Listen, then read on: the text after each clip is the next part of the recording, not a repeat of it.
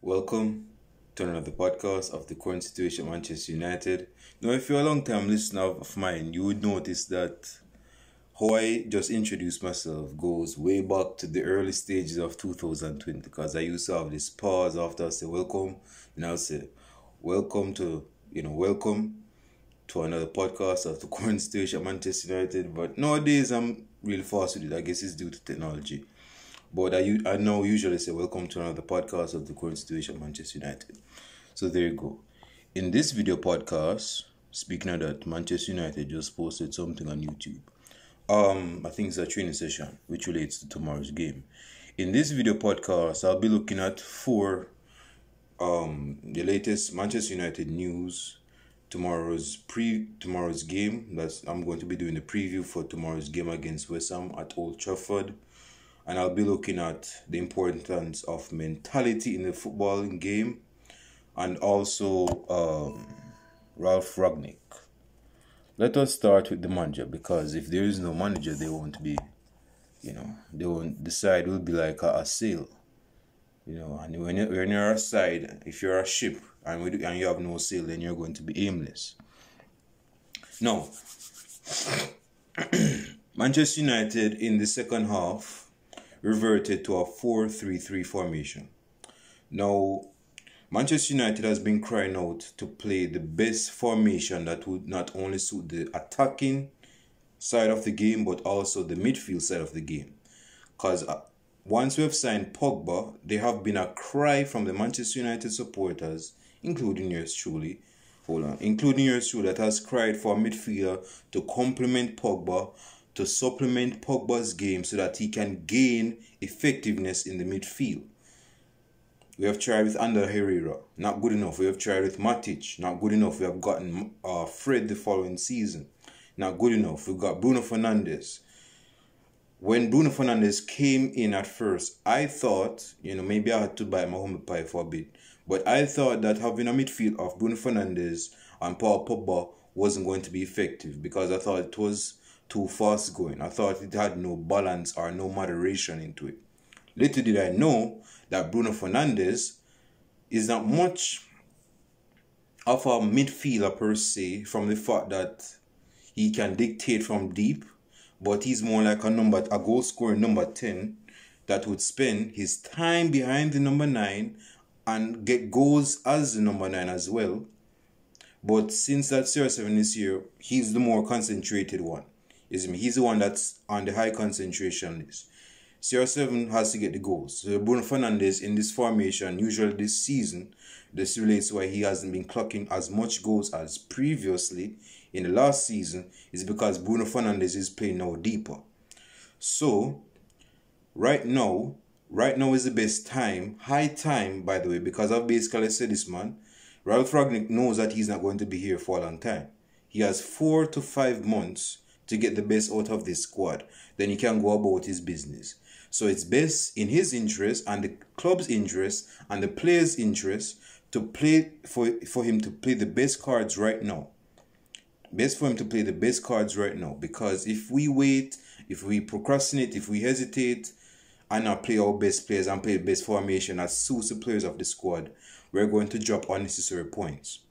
So, in the second half, going back to my first point before I went on a digression, if it's licking my lips, it's because outside is very, very cold. It's negative 10 degrees, so my lips is going to be dry. So excuse me for licking my lips, on a consistent basis.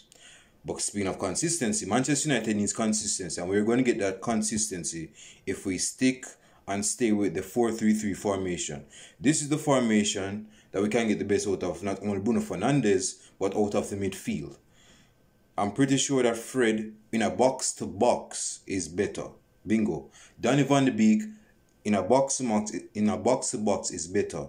This is the dude that is used to total football.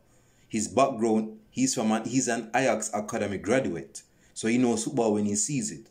And the footballing system of not only Ajax but of Barcelona, because they have, I think it's a Johan Cruyff thing, because they have two things in common, right? Their implemented system is from a 4-3-3 basis. 4-3-3 basis here. So Donny van de Beek can pretty much play well in a 4-3-3 system. Matic as a lone defensive midfielder, that's his main bread and butter. That's his main claim to fame. That's where you're going to get the best out of a player that's on the periphery of retiring, and that's Nemanja Matic. So as I go into a few latest news, I don't want this video to be longer than 30 minutes. A few things before I go into the preview of the West Ham versus the Manchester United versus West Ham game. Firstly, hold on, I'm having a few technical difficulties. Give me a second. Okay, Ralph Rangnick looking to sell Man United trio of troublemakers, including Edinson Cavani. Now it's funny, including Edinson Cavani. Like I told you guys, it's very cold outside. So if you hear me, talking funny, is because, my lips is very choppy. So excuse me on that. But it's funny that Ralph Rangnick wants to sell 3, as it says here, mood killers or troublemakers, including Edinson Cavani, because a couple weeks ago, bro, Cavani saved you at St. James Park with an equalized goal against Newcastle. You said in a press conference that, I cannot sell Cavani at this moment in time. I know that he's not the same player, but I cannot sell Cavani at this moment in time. So what's the change of heart, man? What's the change of heart? How can you go from saying that you want to keep Cavani, but now you want to sell Cavani? And you want to sell mood swingers. You want to sell mood swingers. You want to sell mood killers. But you change your mood from, anyway. So I guess Jesse Lingard is a part of it. He could be sold to Newcastle. Newcastle is looking to really build them squad because they have new owners. They have signed Chris Wood from Burnley.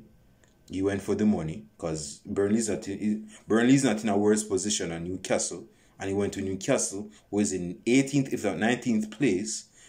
And he left Burnley, who is in 16th or 17th place. So I don't think Jesse Lingard is a problem. But he says that he's looking to get rid of Pogba and Anthony Martial and Cavani because the trio have too much influence in the dressing room and are killing the mood. Listen, man. If you have this mentality, I'm not sure if this is correct, but I'm giving you the benefit of the doubt. If this is true, that you want to sell players that have a high degree of influence in the dressing room, what does that say about your prowess as a manager? Because if you look at the best managers in football history, what they had in common, most of them, they had the influence of maintaining and toning down big egos in the dressing room.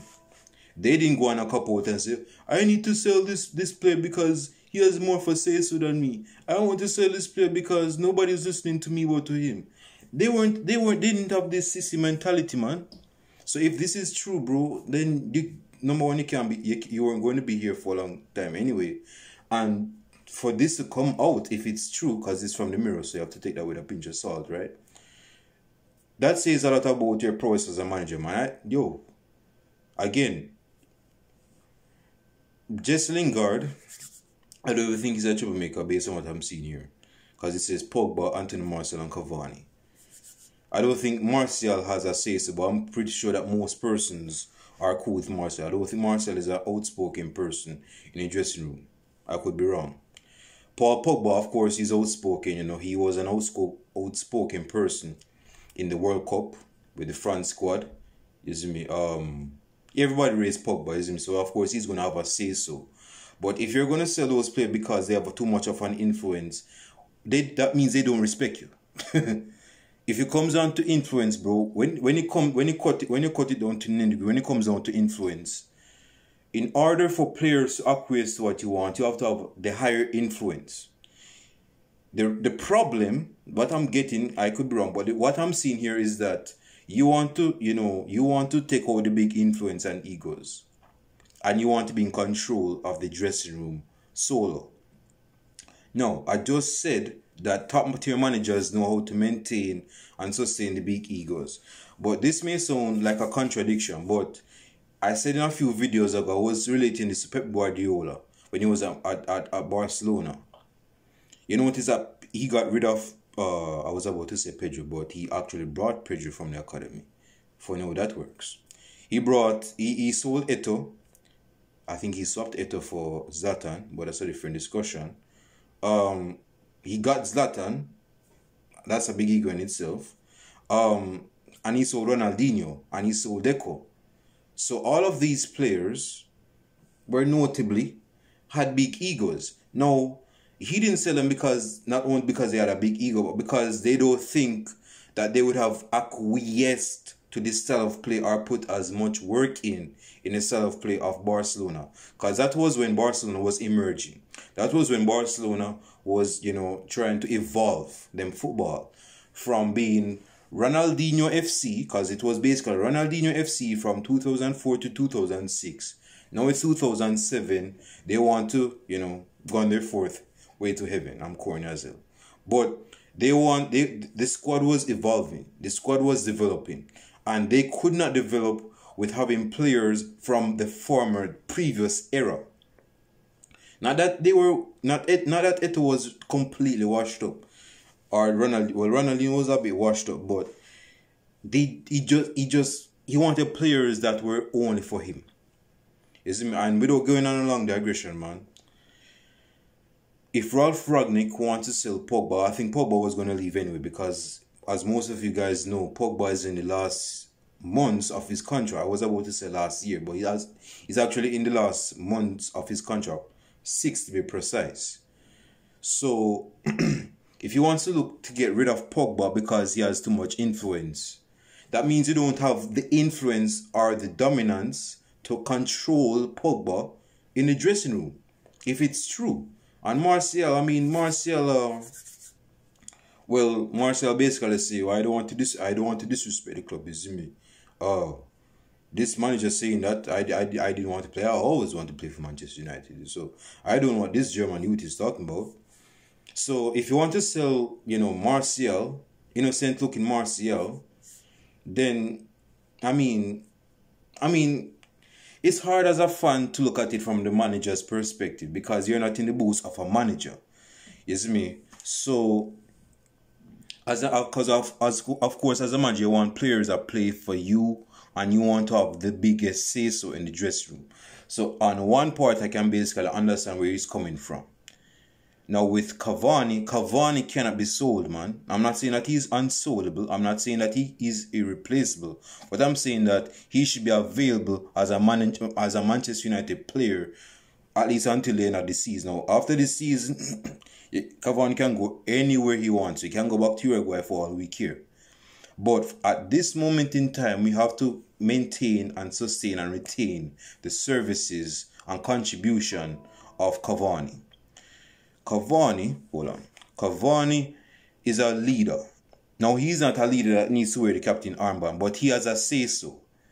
Now, I don't think, again, I don't want to get deep into it, man, but this is just Manchester United, man.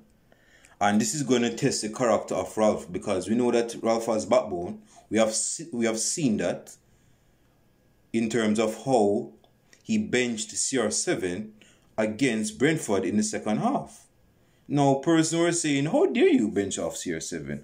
How dare you take off the one of the best players in the world? How dare you? He wasn't doing anything in the game, apart from that chess pre-assist. But I can understand selling Pogba. No, I'm not selling Pogba because he's poor or he's been poor. I'm selling Pogba because I don't want him to be disrespected like that. Pogba wasted, not saying that it's on his doing. Hold on. It's trying to interrupt me. Stop it. Advertisement. But what I'm saying is that for Pogba's benefit, for the beneficiary of Pogba's career, he needs to go elsewhere. He hasn't won a trophy since 2017. You see me? And that's not complimentary on the career of Pogba, man. My face is getting chubby a bit. Pogba deserves better, man. I know I'm going on a long digression, but understand that Pogba, it's not that Pogba needs to leave because he's poor. Pogba should have been left long ago, so that he he can do better. Real Madrid is in for him. I don't think Barcelona can afford him. Yes, me. Bayern, nah. He can go to either Real Madrid or PSG. Out of those two clubs, you get Barcelona out of the mix. PSG, yes. Real Madrid.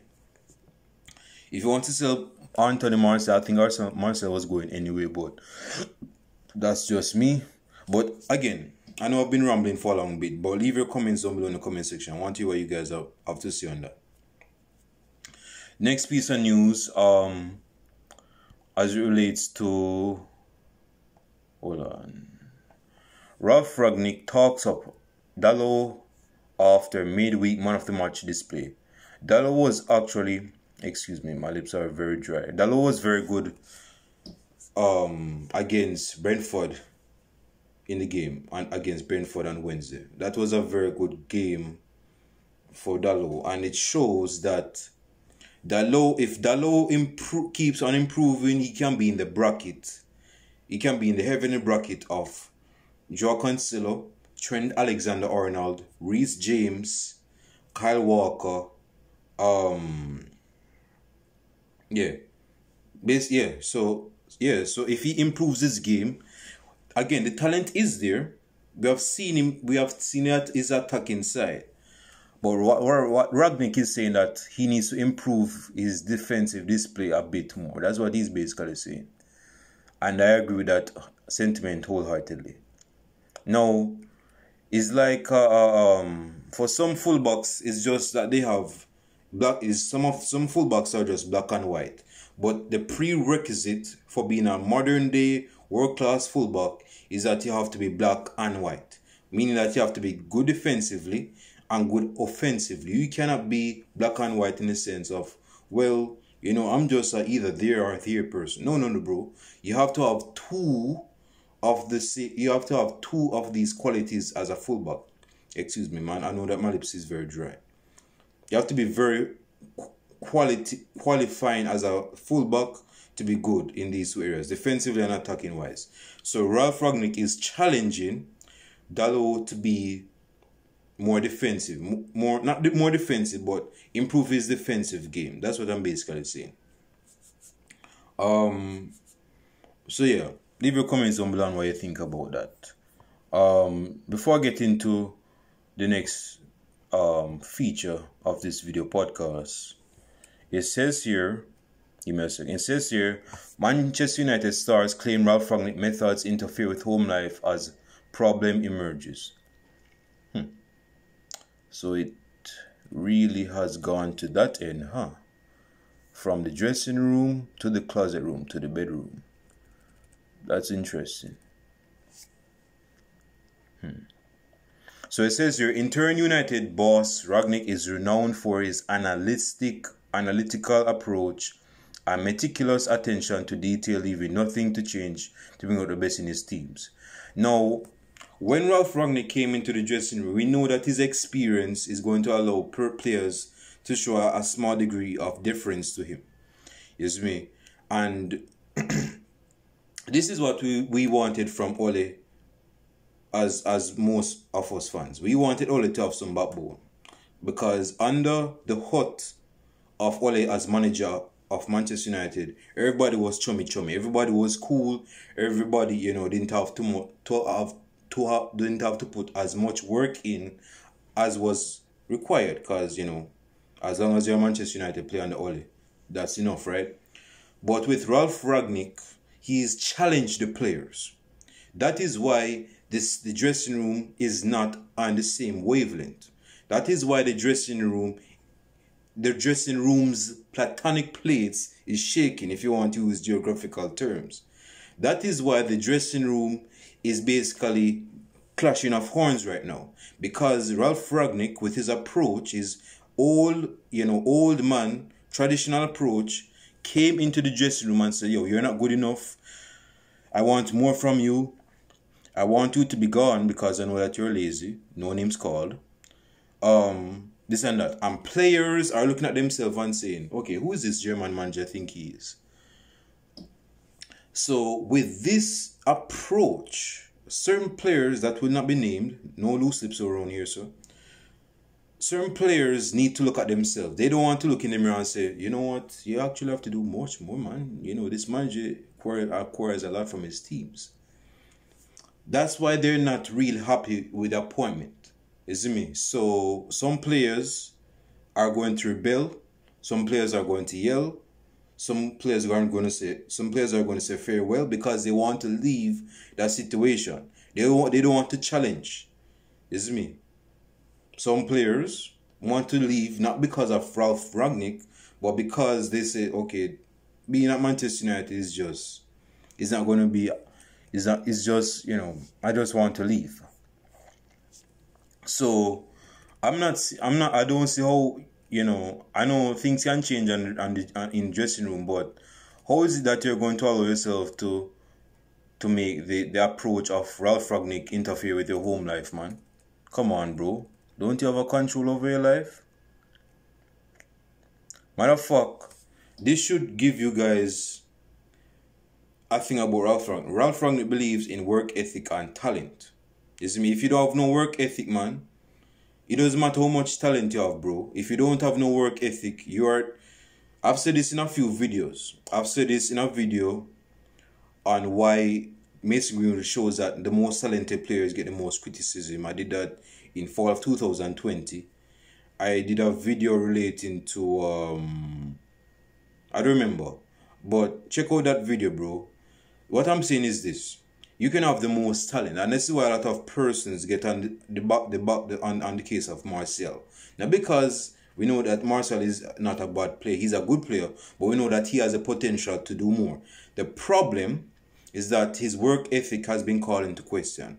It's like there is no motivation for him to have that work ethic to do more.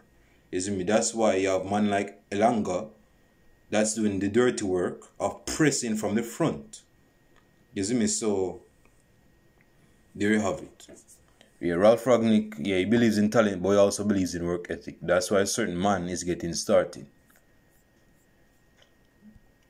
The last piece of news before I get, you know what, I'm going to excuse the mentality part of the game because I don't want this video to be long, because it's going to take away my talking points from this video podcast. West Ham has been doing well this season. Let us admit that. West Ham, well, not only this season, but West Ham under the leadership, the guidance, and the superiority of David Moyes as manager. Although I could not imagine myself saying this, but David Moyes has really transformed West Ham. Now, West Ham has always been a decent club in the Premier League. They have always maintained, you know, top 10 or at least top 15 position place. They're not going to get relegated, isn't me? But West Ham under the leadership of David Moyes as manager has become like a top 6 club. Yeah. So they basically took out Arsenal, although Arsenal, you know, is dropping by the wayside, rightly so. And they have basically substituted themselves for Arsenal in the top 6 position. And since we're playing against West Ham tomorrow, Manchester United, we have at least a few players that are out, whether with injury or, you know, with other problems. Let me see. Manchester United stars are ruled out of, you know, Old Trafford clash. So David Moyes will be rubbing his hands in happiness tomorrow, but that depends on who starts. Give me a second. Okay. So it says here that Cristiano Ronaldo, for some reason, Aaron Bissaka, Jadon Sancho, Victor Lindelof, Luke Shaw, Eric Bailly's been out, bro. I mean, I think he's gone in the African Cup of Nations, unless they got knocked out of the African Cup of Nations. And Edison Cavani are looking to miss the match against West Ham. Now, this brings the formation and the players to be starting into question. Why is Cristiano Ronaldo? And don't tell me it's this injury. Oh, you know, he's injured, man. He's injured. That's why he got taken off. He's injured. It says there that Cristiano Ronaldo has a neck strain. Well, I mean, CR7's neck is not short, is it? So I can't see the reason with that. But is that the reason why your bench he's not going to be playing against West Ham, or this is just like a mind game? So you want to rile up the opposition manager. Wan-Bissaka's been injured. Wow. I actually believe that even if he was fit, he wasn't going to get a game anyway. So let's just put that to bed. Sancho is on a personal leave after a death in the family. Let me say something about that. See, bro, if a player wants to play for you, and this is my opinion, excuse my lips for being dry and looking choppy. If a player wants to play for you, bro, he's going to play for you most of the times, even when a loved one of theirs has passed away. Think of this, and this is going to, I don't want to give any spoilers. You know what I'm going to talk, man, I don't want this video to be very long, man. But I'll say this, man, and I'm going to say it in another video, but I'm going to give this as a teaser to my other video as to why mentality is important in the game of football. Imagine with me in 2000, I think it was 2005 or 2006, when a young CR7 lost his father to cancer. I think it was cancer. I think it was either cancer or to some drug-related problem, which relate to cancer. I don't remember what was the case, but bro, my man, he didn't go to Portugal. No disrespect to his father, but he didn't put that aside. He didn't put his football career aside and say, okay, you know, I'm going to move with family because you're one, and you know, football is first, but family is first. You know, one love, one blood. So I have to stick my family. But bro, man, CR7 was still Sir Alex Ferguson asked CR7 that, understand that your father is dead. You know, he's passed away. Do you want to still play for us, or do you want to go down, you know, to pay your last respect to your father? CR7 said, bro, I'm good. I'll still play for Manchester United. So Sancho having no disrespect to Sancho's personal death in the family, but you know, rest in peace to the person that died in his family. But if a person wants to play for you, bro, I mean, if Manchester United was in a good form right now, I don't even think he would want to go down this. I mean, you know, I'm just giving my opinion. But anyway, with these players, quote unquote, being injured, although I don't think Wan-Bissaka would have started anyway. I question the injury of CR7 and neck strain. I mean, come on, bro. You have players playing with one knee, man. You ever heard of Ronaldo? But Pogba is not from he hasn't come back from his injury yet, as if he was gonna play anyway. And Cavani is in doubt to visit, given the news that you want to sell him, of course he's out. And Luke Shaw is not on the best of terms with Ralph Rangnick. You see me? And like I said, no names called, but I'm just keeping it real, bro. I mean, the papers said it themselves. So, anyway, let's go into the preview of this video, because I want to be finished under an hour. Under 30 minutes, actually.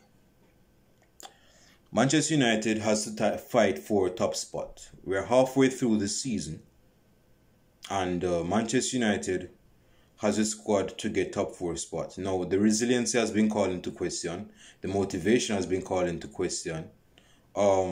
Our mentality has been called into question. Our desire has been called into question. All of these common factors has been called into question.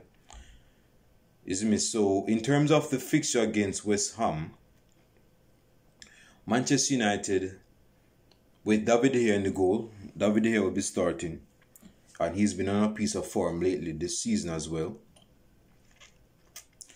Dalot, matter of fact, this is a 4-3-3 formation, of course. Dalot at right back. At left back is Alex Telles. He's going to keep his place in the starting lineup. Given that Victor Lindelof is out with an injury, Varane will be starting, unfortunately, with Harry Maguire. No, personally, I would like, Phil Jones, to get a bus, but I'll stick with, hold on, I'll stick with Harry Maguire, unfortunately. And Alex says at left back. In the midfield, Nemanja Matic has to start.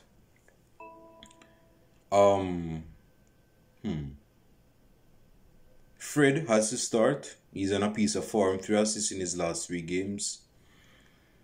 And Bruno Fernandes. Yes, Bruno Fernandes, Fred, and I believe Scott McTominay will be starting. So yeah, Scott McTominay, Fred, and I think this is Scott McTominay is out. Regarding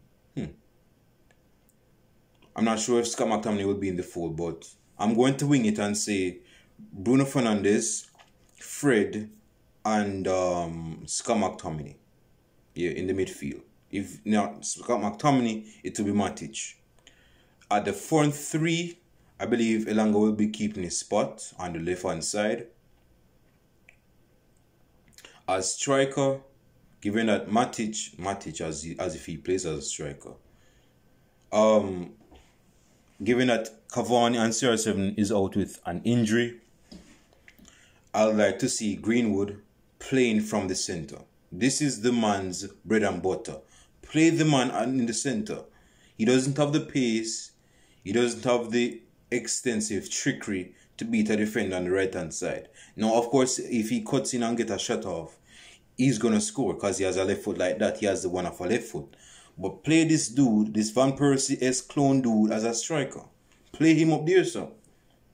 Yeah, play him up there, sir. Let him build his craft as a centre forward.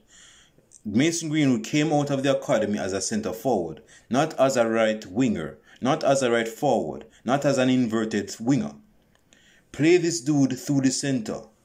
On the right hand side, given that Sancho has lost a family member of his that's personal to him.